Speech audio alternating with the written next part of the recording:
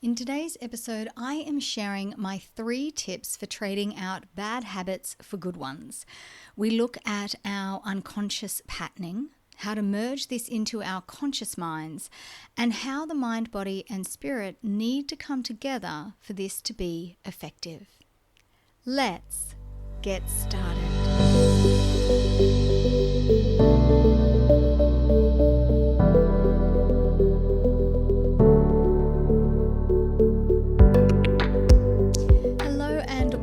To a brand new episode of the Live Mindfully podcast, the podcast that invites us all to pause, take a deep breath, and show up as the best, most mindful versions of ourselves that we can each day. So it is at this point of the year that I notice the shift. The shift from the person I told myself I was going to show up as in 2024 to the person who is in the full swing of things. And suddenly I start to notice habitual patterns I thought I had kicked sneak back in. One of the big things that I want to stop doing is reaching for that drink at the end of the day. This is not something I do every day. But where I become a little bit flabbergasted is why I do it at all. There is alcoholism in my family, there has been, and I am also aware of how much alcohol plays a role in our culture and in the broader community and the issues that it poses. So I feel stuck between this pendulum of not wanting to drink during the week or at all, and also a very deeply ingrained belief that it's totally fine to have a couple of drinks. What's the harm?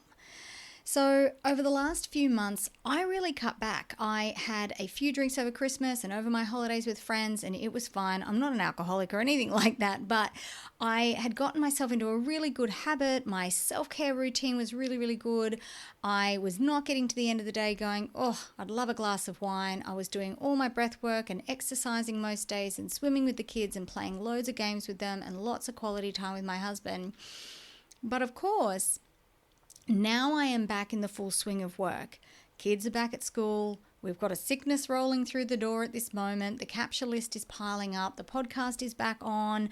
It's all happening. It's all great stuff, but it's all happening. And I get to the end of the day and that same conscious thought pattern rolls in.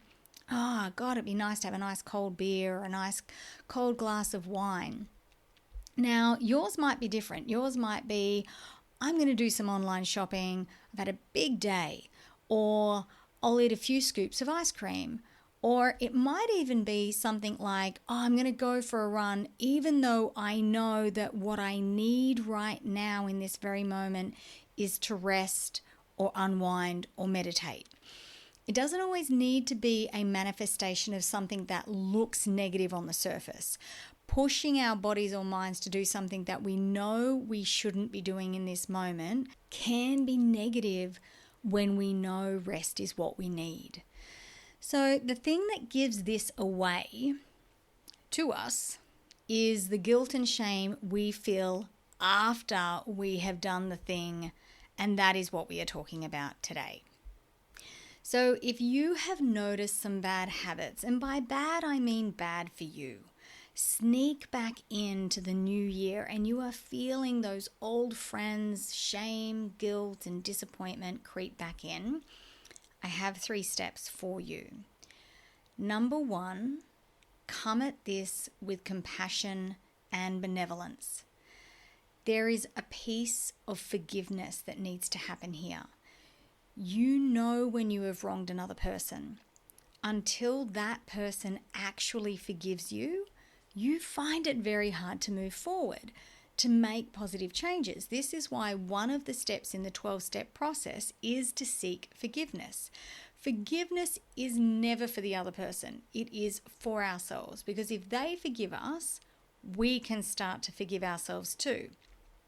Now, this becomes tricky when the person who has to forgive you is you, and you start to realize that you are not an inherently forgiving person. especially toward yourself. So I found this really intriguing and I decided to do some research. Why is it so hard to forgive ourselves when we are so willing to forgive another? And this is what I found. When we do something that we deem wrong, it creates something called a cognitive dissonance, which is the discomfort that we feel when our behavior does not align with our values or beliefs. When this happens, we need to take action to fix the situation. Ordinarily, this would be you going and apologizing to the other person. But it becomes much harder to fix a situation with yourself that you created, because what you'd like to do is go back and not do what you did. That's about as far as my research went on this in terms of what was available online. So then I came up with another line of thinking, which is this. In addition to that, not being able to delete what we did, we have to carry the feelings of both the person who committed the cognitive dissonance and the person who was harmed by the action. So we are both the victim and the perpetrator. And this is the perfect storm, or this is the deadly combination, because this leads to self-loathing.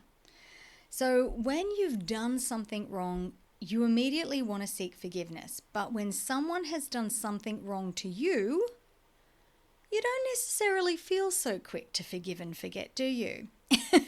There is a process there that we need to go through to accept someone else's forgiveness.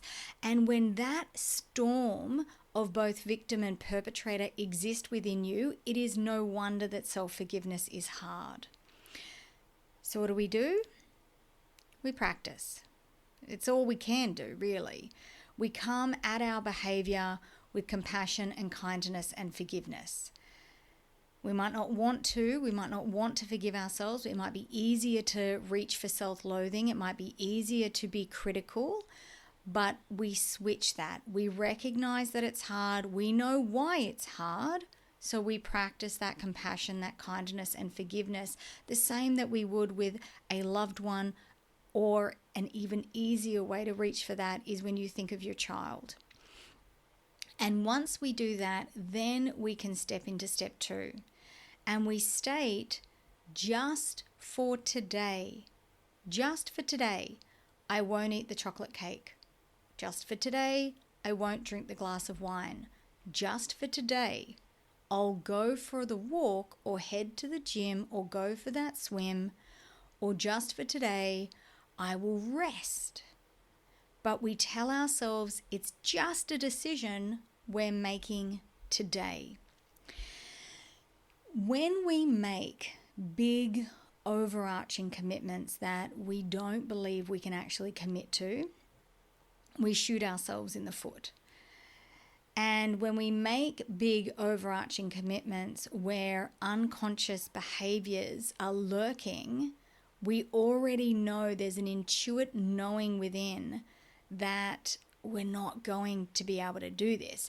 This is one of the reasons why New Year's resolutions and things of that nature don't always work, because we have committed ourselves to a year's worth of activity and that feels overwhelming. But when we work toward just what we can do today, just for today, I will read 15 pages of my textbook, or just for today, I will do 12 minutes of meditation. It feels far more achievable and likely. And tomorrow is a new day, and we will approach it when tomorrow arrives. This is the absolute power of mindfulness, because mindfulness requires us to only manage what we can manage for today, right now, in this moment. Mindfulness requires us to address only what is here for us right now and nothing more. Right now, you might have a toddler that is in distress. Right now, that is what you deal with. When we allow ourselves to progress into zones deeper than this, we can override our own systems and we think, oh, stuff this. I'm going to eat the cake. I'm going to drink that bottle. I'm going to veg out with 5 hours of Netflix or go online and buy myself something pretty that I don't need and definitely don't have the money to spend, but I'm going to do it anyway because I feel overwhelmed and this helps me in this moment. The problem is that if you were managing yourself only with what was happening in the moment, the chances of you having become overwhelmed in the first place that kicked off this habit would not have happened. And I'm not saying deny yourself, but we need to recognize that there is something that triggered this moment and subsequently this behavior that you are so familiar with and you are so tired of. And instead of saying, I'll be reasonable and watch one episode of my fave show or have one glass with soda water or have half a slice of cake, we allow ourselves to become overwhelmed, our conscious patterning kicks in, and we go the whole hog. So, of course, step 3 is to track our triggers. What sets off this habitual behavior that we so desperately want to change or break the pattern of? Because that is what is happening here. Something happens and you turn back to old comforts that you beat yourself up for later. And FYI, this is also called being human. So congratulations on not being a robot. You are a human being, experiencing the full breadth of what it means to be a human being. So there is nothing broken here. You are not broken. You are not wrong. There is nothing wrong here. You are a human being. That's it. That's all. And that's what you're really forgiving yourself for. You're forgiving yourself for being a human. That's all that's happening here. And when you allow that to truly embody your conscious thinking, forgiving yourself is not so hard. You know, oh, excuse me for being human, right? Like, sorry. And you're allowed to be a human because you're not a robot. But knowing and understanding what causes you to betray yourself, what causes you to do the thing that you promised yourself you would stop, that's growth. That's healing. That's progression.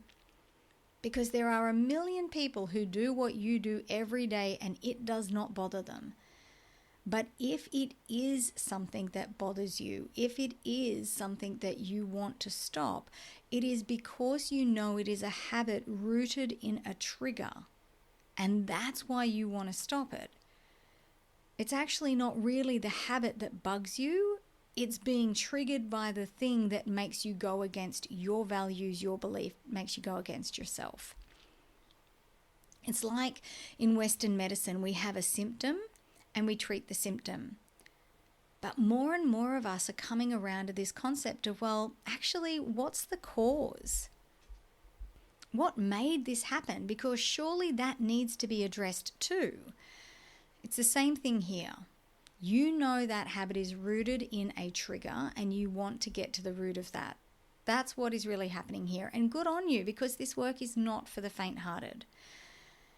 This is going to require observance. This is going to require you to adopt a new important skill: inward tracking and development of what is known as the witness mind. You need to cultivate a practice of stepping back and observing the behavior and tying it back to the trigger. And the best news, it won't actually be that hard to identify, because you have this habit that is on your nerves that you want to change. There is a physical manifestation that occurs when you are triggered, which is you reaching for the cake or reaching for the glass of wine or jumping online. And that's what needs to be investigated. So let's say you're having a hard day at work. There is a pattern here that exists. You come home, you open a bottle of wine, you tell yourself it's been a hard day and you deserve a glass. Stop right there. Become the witness mind. Start with a deep breath. Imagine a circle of light is surrounding you. Bring in the feelings of compassion, benevolence, and love for yourself. And if you don't know how to do this, just imagine what those things might feel like, because they exist within you already, whether you are able to conjure them up or not. No one teaches us how to feel angry. It is a feeling that just happens when things don't go our way, and it is something that surges in us from a really young age. The same is true for compassion and love. We might learn how to expand those feelings, but they are already inherent in us, and you need to trust that. So bring those feelings of love, compassion, and benevolence in, and for those who don't know, benevolence is the quality of kindness. And then remind yourself, I am just a human being about to engage in a habit that I know I will chastise myself for later. This is part of being a human being, and this is part of an unconscious habitual pattern I am trying to uncover. So just for today, I am not going to engage in this behavior. Just for today,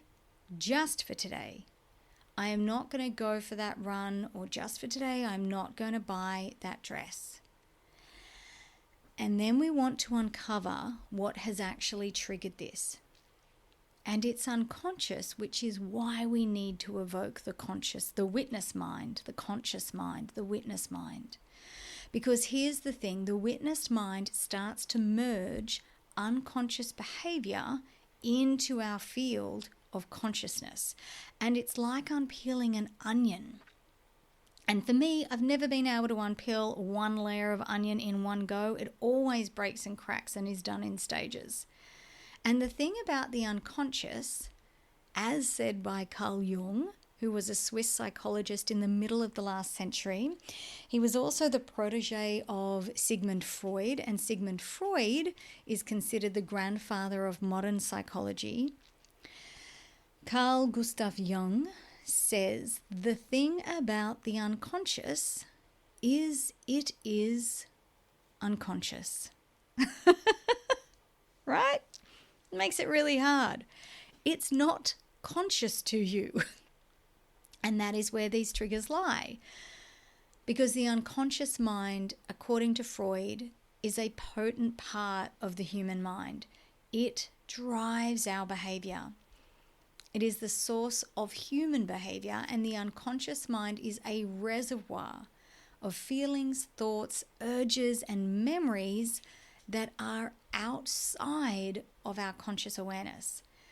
Things that most likely happened to us when we were a child, and we're always operating from that place when we are operating from an unconscious level, which is why the witnessing mind becomes so important, taking that pause. Because in the moment, our conscious mind is very good at debating why we deserve to turn to this habit. Our conscious mind is very convincing, and of course it is. This line of thinking is so well worn. This road is so well traveled in the synapse of the brain that it is now automatic, which is why this is a habit you can't break simply by announcing it to yourself. This story has been running so long, it makes perfect sense to you, and it isn't just tied to this one thing. It isn't just tied to having a hard day at work. It is likely tied to a few different triggers that all play out the same. I deserve this. It's the weekend. I have a friend's birthday coming up. I need a new dress. If I don't go for that run today, even though I'm injured and I know I need to rest, I'm going to get fat. So we have to interrupt the thought. And we do that by pausing. We just take a moment to stop, to disrupt the thought pattern. And it's not to say we won't continue to go through with the habit, but when you understand why, when you understand the cause, maybe you won't beat yourself up so much after. And when you understand the trigger, maybe just for today, you won't continue with the activity. So we ask ourselves, what specifically made this day so hard? Or what specifically means that because we've got a friend's birthday coming up, we need something new?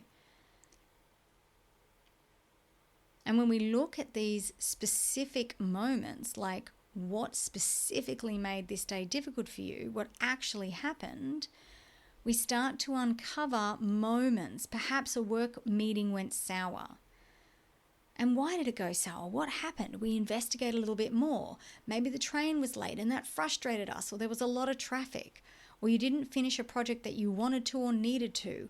And we look at where all of these things point to. There's an underlying feeling here. And maybe it's frustration, or maybe it's something deeper. Maybe it's a feeling of not good enough, or not lovable, or not worthy. Or maybe it is the opposite. Work went so well today, so you are celebrating your love and your worthiness and your enoughness. Research shows us that good and bad have the potential to trigger the same unconscious negative behavior or pattern or habit. So become intimately aware of your thoughts, of your triggers, and because these also reside in the body, it is best to change the action if you want to bypass the cycle. Because our thoughts are not just thoughts in our head. They are an electrical impulse traveling down a synapse from the brain to some other part of us. That thought creates an action. And if we don't change the action, the habit resides. So let's go over it again. Step 1, cultivate a field of compassion, love, and kindness. Step 2, we state just for today. Just for today. I am not going to do that thing that I always do that I no longer want to do. Just for today. And step 3, we investigate. We pause, we look at our triggers and begin to merge our unconscious thought and action patterns into our conscious. And then we take a different action. Make a cup of tea, go for a walk, talk about it with a loved one, find a different outfit in your wardrobe for that party, rest, do yoga nidra, grab a book instead of the remote. And if that doesn't work, make the commitment to yourself that just for today, I'll drink only 1 glass of wine, or watch only 1 episode of Netflix, or go for a short 10-minute walk instead of the run. Just for today. And then when tomorrow comes, we deal with tomorrow then. Because you're a human being. Congratulations! There is nothing wrong with you. There is nothing that is broken. You are simply an evolving human being caught in an unconscious pattern. And that's why it has been so difficult and so hard to shift. Thank you so much for listening today. Don't forget to hit that subscribe button and leave a comment for other listeners. I appreciate having you here. If you have a problem or something you would like advice on, you can write to me at hello@lorimoore.co, LORIMOORE, and I will answer in one of the upcoming episodes. I'll be back again next week. Until then, take good care of yourself.